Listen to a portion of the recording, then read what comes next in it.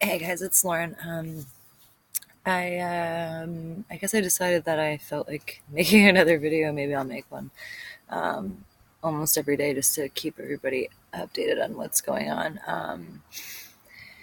Just because I feel like this is kind of, I don't know. You know how sometimes something just like snaps inside of you, and even though I've said this to myself before that like I was done and it was going to be my last time and I was never going to go through withdrawal again and never go back to that, and ashamed of myself and what a waste of a life and yada yada yada, all the shit that we say to ourselves. Most of it's true. We do it to ourselves, obviously. Anyways, yeah. So I really truly feel like this time is is going to be the last time, just because of the way that I feel. Spiritually, I don't know how to put it. I'm not religious. I am relatively spiritual, I suppose, just because I've had some spiritual experiences, and mostly just with like the earth and energies, things like that. I've been talking to my mom and some other people about like spirit animals and totems and certain animals visiting you at certain times, and I totally talked to a frog for 5 minutes the other night, and that's so sounds so stupid, but I've been afraid of frogs since I was a little kid. And I mean, I'm like, I can hold spiders and snakes and like jump off 70-foot cliffs and go skydiving and be completely alone in the woods with nothing but myself and like a tent. And but I don't like frogs. So anyway, there's a bullfrog sitting. I'll tell you the story really quick. I'll try. There's a bullfrog sitting at the end of the pathway when I came home the other night, and I immediately jumped over it and was like, "Oh, frog," you know. And something inside me just made me stop and freeze and turn around. And this frog just sat there, and I like moved to try to scare it because frogs are jumpy; they'll jump away. And he did nothing. He just sat there staring at me and looking at me. Um, and I literally had a conversation with him, and he basically was like, he said, told me to do nothing. I asked him what he wanted. I asked a frog what he wanted, and what I should do, because I just felt this like overwhelming energy. It was really, really weird. This probably sounds so stupid, but he told me to do nothing, and I was like, what? I'm not, I'm already doing nothing. I'm doing nothing right now, and that's why I feel so terrible. I'm just literally doing nothing. And then he was like, well, so do everything. Okay.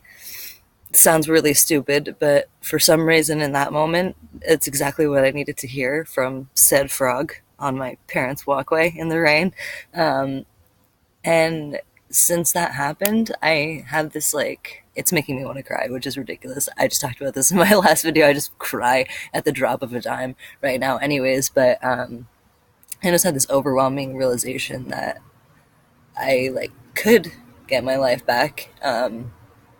I'm just not trying hard enough right now because I'm depressed, and depression can be really, really hard and really challenging. And I've suffered from it before I started using, so that's why in some of my old videos I talk about pause and how not everybody goes through post-acute withdrawal. Some people just are walk away unscathed, which is amazing. I'm envious of that, and I just don't understand it.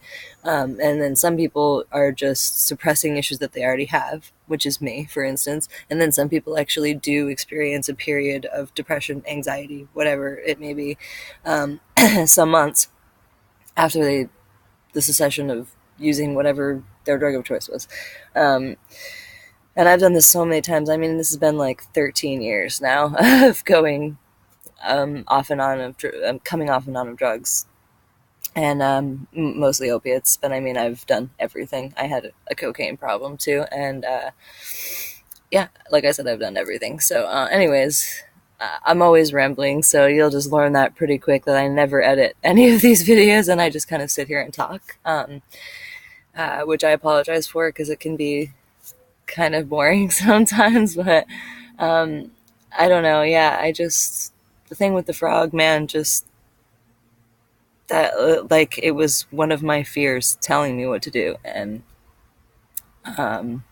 yeah, I think it's time that I actually, like, really, like, fucking really put my big girl pants on, like, big girl pants, because I'm turning 31 on September 4th. And I'd really like to like start to get my shit together, like because I'm gonna be in my 30s. Like I think it's time.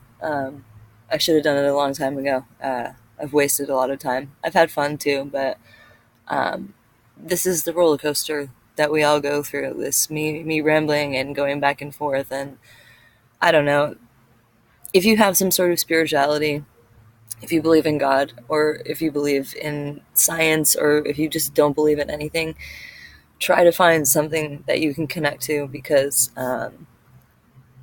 I hate to use like the higher power thing, but I mean, I guess that's the best way to put it. If you are in NA or AA and that helps you, it would be considered a higher power, I suppose, in some way. Just a little reminder that life still exists and life goes on, and sometimes there can be like hidden gifts and hidden meanings and things that we don't normally recognize, especially when we're actively using. Um, and I always love when I'm in withdrawal when like my senses come back, so like I can smell everything and like hear everything, and it's almost overwhelming. It's almost like you just did like a giant shot of meth. Like I hate to say that, but it's like everything is just completely beautiful and like clear. But then that with that comes the negative side too, because you feel everything.